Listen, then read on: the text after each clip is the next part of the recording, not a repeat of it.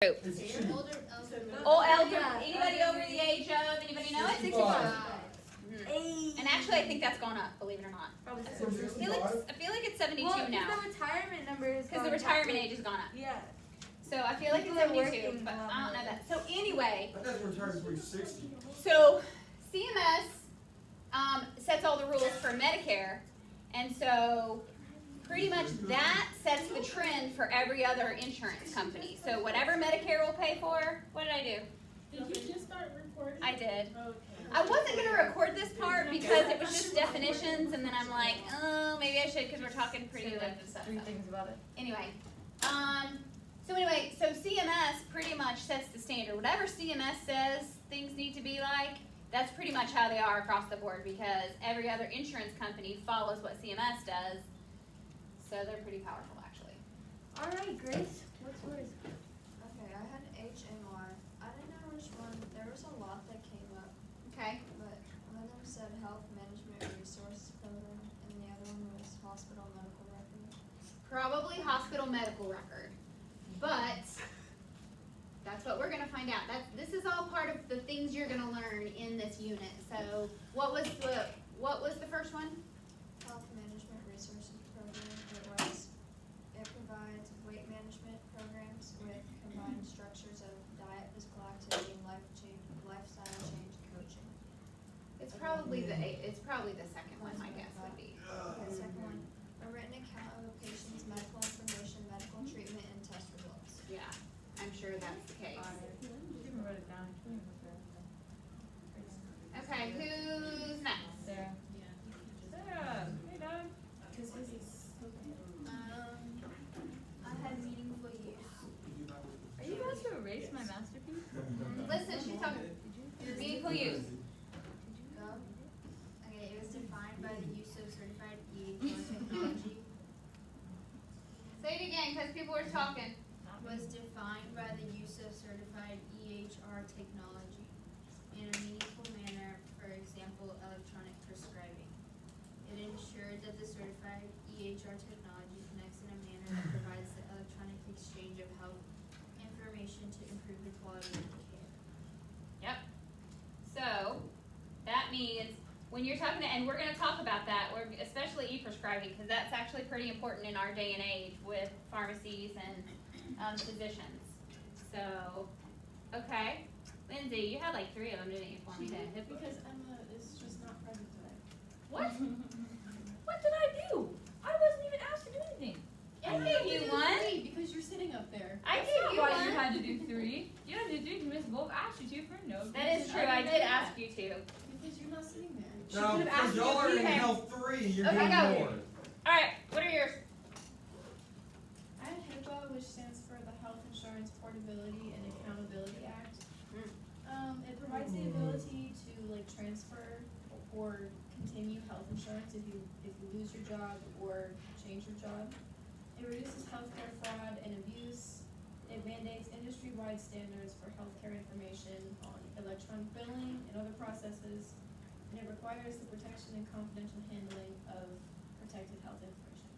Yes, and so as we go through this, we're going to learn quite a bit about HIPAA, and then Emma and Lindsay are going to each give us do a Lesson. case review of an actual HIPAA case. That's going to be Let pretty me know good. when they have to teach a lesson. I tomorrow. like wanna that. disturb them. Nice. Yeah. So okay, what's after HIPAA? Mine, privacy rule. Oh wait, no, Lindsay has 2 more. Oh, you can do privacy rule. Okay. Privacy rule. A federal law that gives you rights over your health information and sets rules and limits on who can look at and receive your health information. The privacy rule applies to all forms of individuals' protected health information, whether electronic, written, or oral. So basically, it's kind of like when you go to your guidance counselor and you tell her stuff, like, she can't, disclose any information unless detrimental to your health or, somebody else's health, and, safety and stuff. But with this, you can't disclose, any patient information. Even if I come running in and I'm like, where's my daughter, what's wrong, what room she's in, what's going on with her, they can't do anything if I don't give the right credentials and say she's my kid. Or if that kid is an adult, Facts too, then they have to give consent. then they have to give permission. But That's what right. if they're on they can't function, brain dysfunction, Whoops. so like that, how does that work? Well, and some people, it varies by situation. Some people are very rigid with that. Like if one of y'all came in as a trauma alert and you were unconscious and on a ventilator, and your parents were like, "Oh my gosh, the police just called me and told me my daughter was in a bad car wreck and her name is this," and I know that that's you. I'm not gonna be like, "Oh, I don't know, she's not here. I can't tell you anything." I mean, you have to, like, there has to be a little, you have to have a little give and take. Yes, it's a HIPAA law that you can't share a person's medical information. But yes, I can tell you that they're there, and then we Isn't it verify different- your identity and that you truly are that person's parent, and then, Isn't it more, it's like towards like trauma stuff if there's a lot of leeway because like it's so like fast paced and stuff, like you don't have time to get all the information in for like other people, and like when it comes to putting people, like when people are in hospital beds for a while, or like if there's like somebody who's in labor and stuff, like it takes time. it is definitely a little bit different when it's a trauma situation because, you know, It's life or death, kind of thing. yeah. I have a random question. Uh-huh. So everyone that dies in the hospital, do they all get an autopsy, or is it just like certain? No, it depends on what the cause is. So if it's suspicious or you don't know why, then yes, they'll get an autopsy. But if it's like What's yours the body? a 94-year-old who you know has heart disease and diabetes and cancer, and they've been in the hospital for 3 weeks because their cancer has spread and they die, it's pretty obvious that that's probably, but they're not going to get an autopsy. But if you come rolling in on a stretcher because somebody found you laying by the side of the road and they couldn't wake you up, and all of a sudden you roll in and we can't save you and you die, absolutely, you're going to get an autopsy. Yeah. So if they die, if they die in the hospital, like what do they do with that person after they die in the hospital? Where do they go? Yeah, where do they go for it? They'll usually go to the morgue, and Where's then it depends on if it's. Hospital. There is a morgue in the hospital. Yeah, Is it in the Which basement or one? something? there's one in every hospital. Oh. Has to It's be. literally a freezer. Ooh. Yeah. So then the medical examiner will come pick that person up. And did you know right over here? Yeah. That's the where- cremation that's station. That's That's where they do all autopsies. It's like a cop. Literally right around the corner from here. Yeah, I knew that cop. It exploded like 2 years ago. It did? He lived in my neighborhood. That Oh, state there was just trooper like a lived in my neighborhood. Really? Yeah, I saw every police car you could see Can I there. do the left? Can you what? Can I do the left? No. But you will get to do one. Okay, go. Let's finish. Real quick. Do you have two more? One more? Yeah. FPHI, which stands for Protected Health Information, Mm-hmm. and it's under the HIPAA privacy rule, and it's like federal protections for personal health information held by covered entities, which is probably an insurance company, and gives patients an array of rights with respect to that information. At the same time, this is talking about the privacy rule. Oh. This is not a very good thing. But anyway, I have the next one. Okay, so, It's the okay. security rule. Okay. The HIPAA security rule establishes national standards to protect individuals' electronic personal health information that is created, received, used, or maintained by a covered entity. Very good. So all of these things are things, okay, you can have a seat, Emma. All of these things. Emma. Animal. That makes Emma. me Animal. uncomfortable. Animal. You know. Wow. So all of these things are things that we're gonna learn about in this lesson. Okay, so, yes ma'am. Can I share something that happened this weekend? You can share something, yes, go. Did you hear about the accident that happened and it was by the Outback and this guy ran over people at the bus stop? I didn't hear about that. Okay, well I was eating lunch and all of a sudden I hear boom and then all the employees are screaming and I look out the window and this guy just hit these Like a pedestrian? this guy just like swerved into people sitting at a bus stop Oh gosh. and He could have had a flat tire. Did he have a flat tire? It probably was no, something his like car was Yeah. fine. He literally just swerved into them and it was like a mom and a kid. But they were fine. But it was so funny because well it wasn't funny, but there was another guy there and he started fighting the guy who hit them to try and keep him there and then he ran away on foot. Oh, but yeah. he still had his car. Well, and what, you know, you can't speculate, but anytime someone runs away from the scene of an accident, you know, that's They just probably highly suspicious. You probably wasn't Isn't paying that a attention felony though to that. That's normally like Yeah, it is. It was Or not they that were, bad. you know, oftentimes, you never know what the reason is. Maybe they had a suspended license, maybe they were under the influence, Well, maybe it's they were just similar- scared, like, who it's knows? similar to like the situation like with the guy who was on his phone and he hit that little girl at the bus stop. Oh, yeah, last year. I mean, And then ran away and knew it. my family friends Did they know catch him, and like he was Yeah. on his phone, and that's why he. And people get scared when something bad happens, like, I get it, like, people are scared and you don't think straight, so. My grandma was just like, why would you take off on foot? Like, they have your car and everything. People don't think straight when something bad Nervous. like that happens. Straight. Yeah, we're gonna say something? Okay, I thought your hand was raised. Okay, alright, so let's go through this lesson real quick. Oh, yeah, Do we need to follow this lesson on the video? you can if you want to. I don't think it's a talking lesson, but you can follow along if you want to. Are we gonna have homework tonight? Do we have a worksheet though? learn.ads. I don't know yet. Let's, access like Learn the module, we have to take pretest. Oh. And it's 39 questions, and I just really didn't want to do that. yeah, no, let's just not follow along, and if we have time after this, we'll do the pretest. So if we take forever, I don't remember taking a pretest. Yeah, I set those for this year. Did I turn them off last year? Yeah, I never took I one. forget about the pre-tests. We'll maybe do it later. You don't have to follow along. You just watch the screen and listen to me. Kick back and relax. Wonderful. Okay, so health information technology. Put your legs up on So- that desk. Let's talk about, oops. So it's goes. Okay, objectives. We're gonna figure out what health information technology is, and we're gonna talk about the benefits and who's affected. So, who remembers, and Olivia can't answer, who remembers what she said health information technology is? It's like It's like a my white chair. shirt. So, it's where client records are placed into the hands of the people who need them, right? So It's like, the application would of you technology in the healthcare industry. So you store it, you can retrieve it, and you can share that healthcare information. So what would examples be? I know Olivia gave us one. Do you have like the school? My chart. Like all the people. My chart. Information on the school. Like, In is fact, I do have medical information on people who have medical issues, absolutely. So that if somebody comes with a headache to the clinic, it- I know that maybe that person has a history of migraines and they don't have COVID because they have a headache, it's just their typical migraine I because got they you. get migraines. So something like that. Right. So what could some of the benefits of having shared health information technology be? Your parents can see it and then keep an eye on it.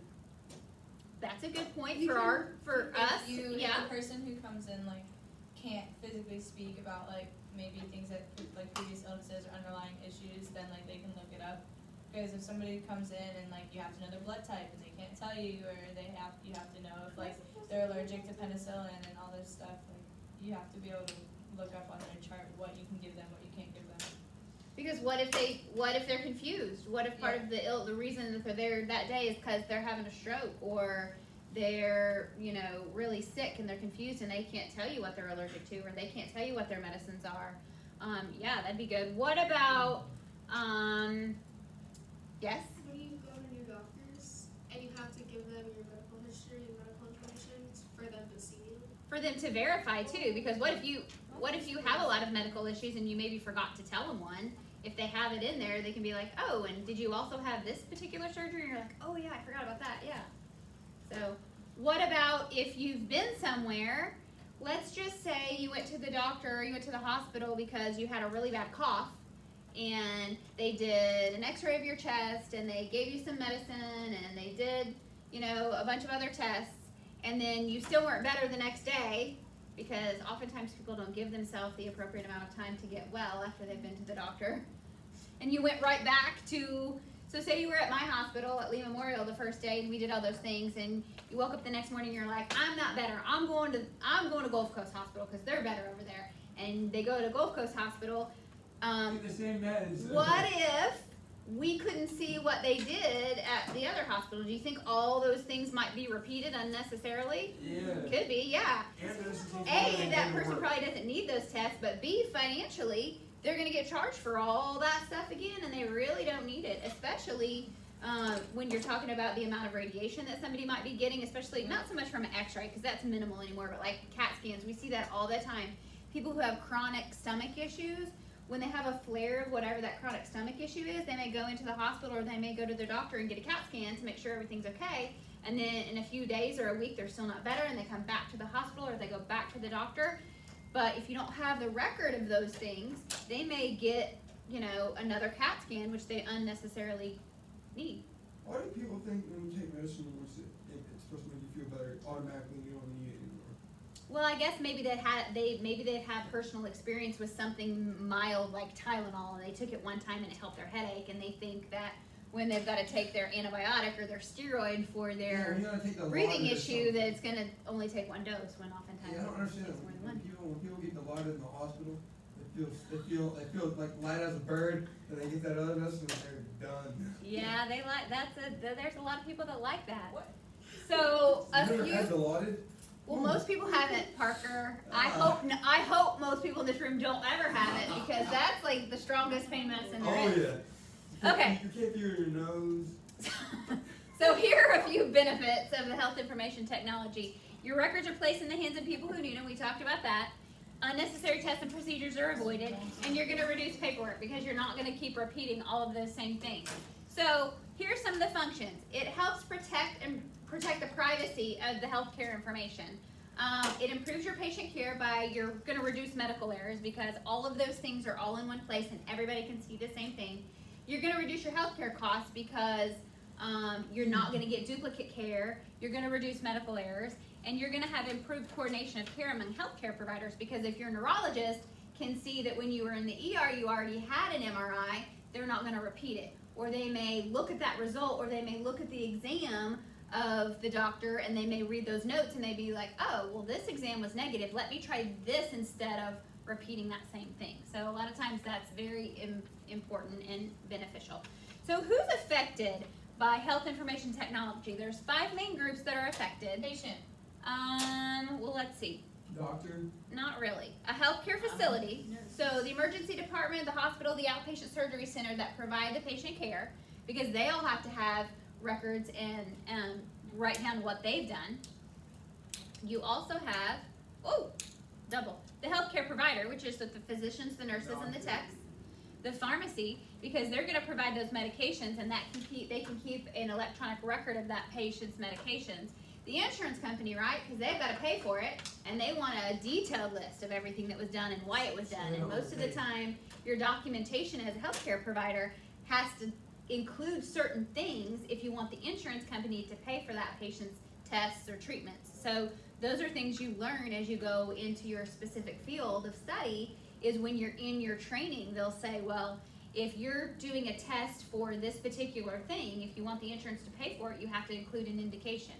Why are you doing that EKG on that person? Or why are you ordering that CAT scan? You have to have a reason. You can't just randomly say, oh, I think I'm going to order a CAT scan on this person.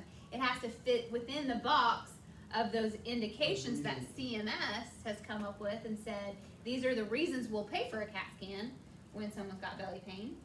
And so you have to include those, or Medicare won't pay, or oftentimes their regular insurance company won't pay. And government agencies. So government agencies regulate each of all of these areas, ensure they are adhering to the healthcare laws. So what is the government agency that Cookie told us about that I just aforementioned that kind of sets the standard? Healthcare.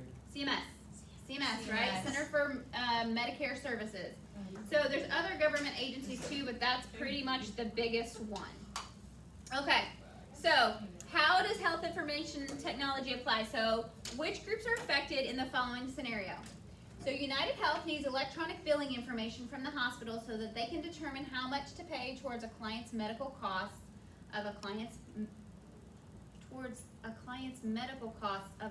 medical costs. Am I reading that wrong, or is it written wrong? United Health. I think that's written funny. Okay. So the insurance company needs electronic billing information from the hospital so they can determine how much to pay. So who does that apply to? Which do you think that applies to? Care facility. The healthcare facility for sure. Insurance. Well, you already know insurance because they're the ones requesting the information. So that one's kind of a given. Yes, because why? What did I just say about? Cause they need to know what they gotta do to help. Well, and they need to know. Remember when I said you have to write an indication for whatever test you're Yeah, ordering. you So can't- you you can't gotta, write anything down. you got. That's gonna apply to them too. Okay, here's another one. A primary care physician needs to access the results of a client's laboratory tests electronically. Who would that be?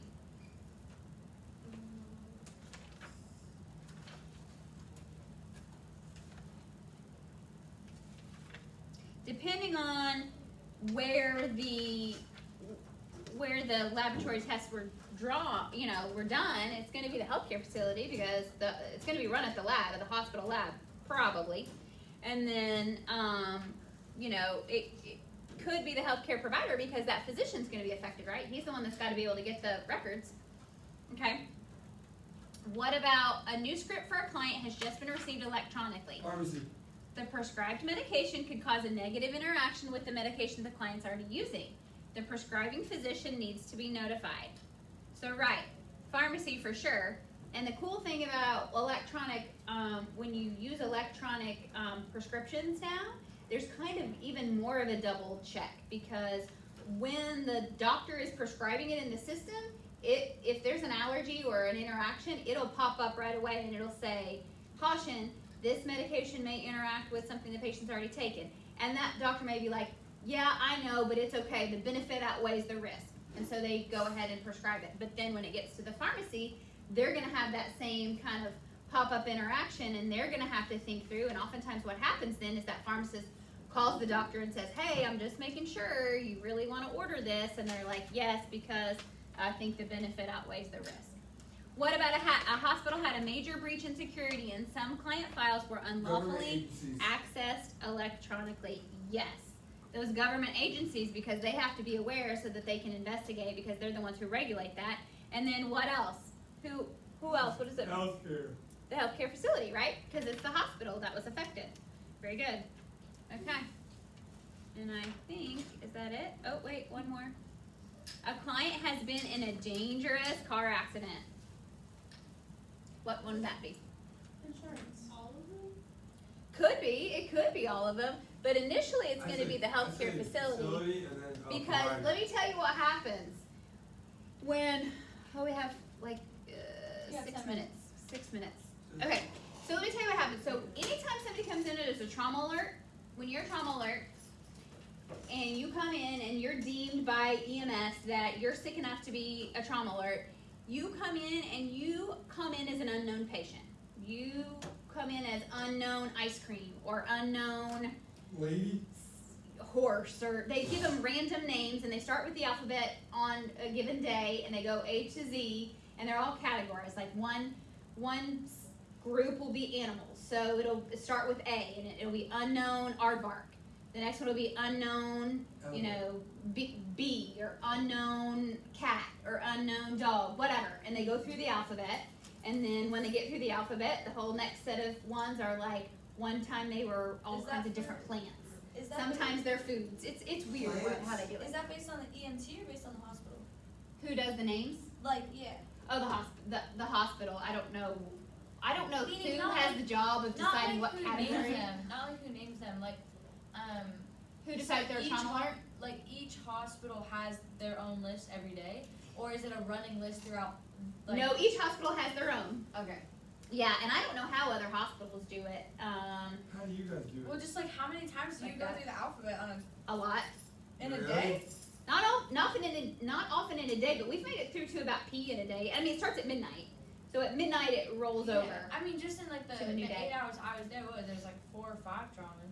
So like, depending on the day, I don't know that we have ever been all the way through, but I would venture to guess on a bad trauma day in a 24-hour period, maybe.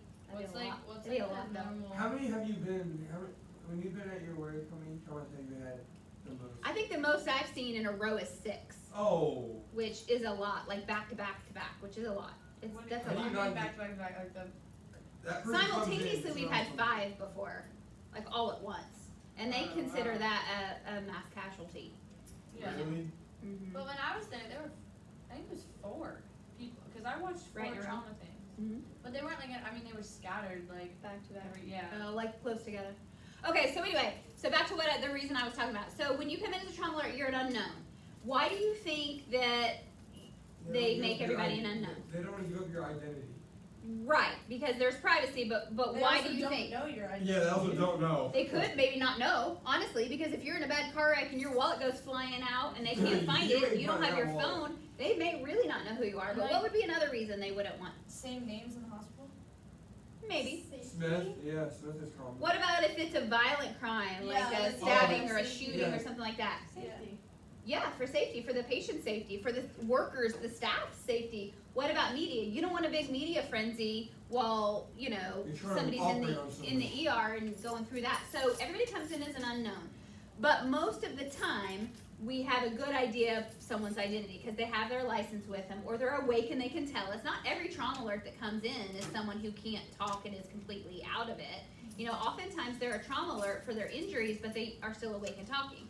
So the point I was trying to make about this is, if we can find out who they are, even though their unknown name is an unknown and we don't have any information in their chart in the computer as that unknown, we can find out that their name is actually Emma Beamit and she knows her birth date, and I can plug that information in and pull up all her information, and I can know what her allergies are and what her medical history is and what her, you know, any surgery she's had or anything like that.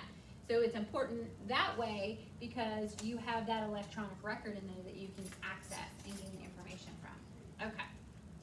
Very good. So we talked about what health information technology is and the benefits and who is affected by it. So here's what we're gonna do. Your homework for tonight or before class on Wednesday is to do the pretest and get the pretest Does done. that count as a grade for us?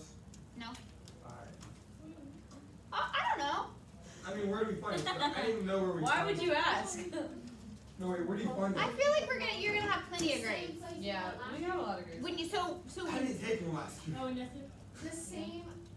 So go into the module like you were gonna do this lesson, go under your health information technology module and go under intro to health information technology and it'll say, wait, before you access this module, you have to take a pretest. We can't, I don't know, I'll decide. If you guys want it to be a homework grade, I'll give it to you for a homework grade. No. No. Not the grade, but just doing it. Oh, yeah. I won't put the grade grade in. Completion. That's what it's